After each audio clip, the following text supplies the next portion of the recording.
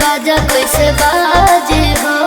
शराब दे शराब बलेंडर की रेट ले बोल। अरे शराब रे वही है ना गाजी पिताजी हो। शादी के बाजा कैसे बाजे हो। हमर जो गावल धना दोसर कैसे खाई। का करी सुना हमरा के छोड़ी मरद दोसर के हो जाई त बने नहीं पैबू जाना। लइका के माई त बने नहीं पैबू जाना। लइका के माई त बने नहीं पैबू।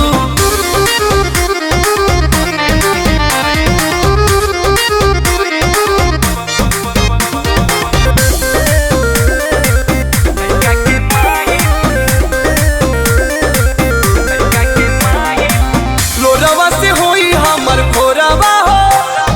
तू सुत बुसैया के कोरवा हो।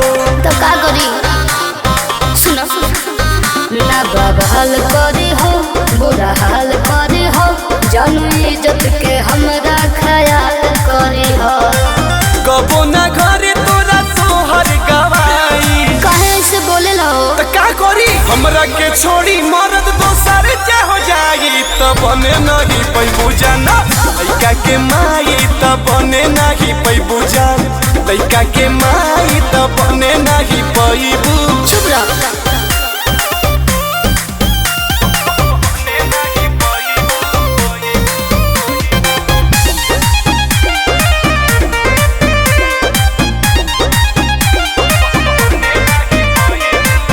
अनसुई अंदर ले तरसी रे।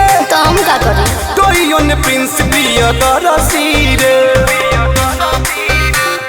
सुनो मजबूरी हो गई ऐसे दूरी हो गई। बात बाबूजी के मान जरूरी हो गए। एहो करे जाते पे भेजा उड़ाई। बवाल पक्का बा चुप रहो। हमरा के छोड़ी मरद दोसर के हो जाई त बने नहीं पैबू जाना। लइका के माई अच्छा। त बने नहीं पैबू जाना। लइका के माई त बने नहीं पैबू। मारब धुआं धुआं हो जाए।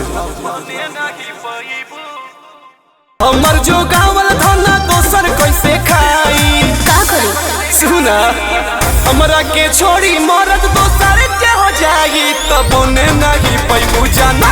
लइका के माई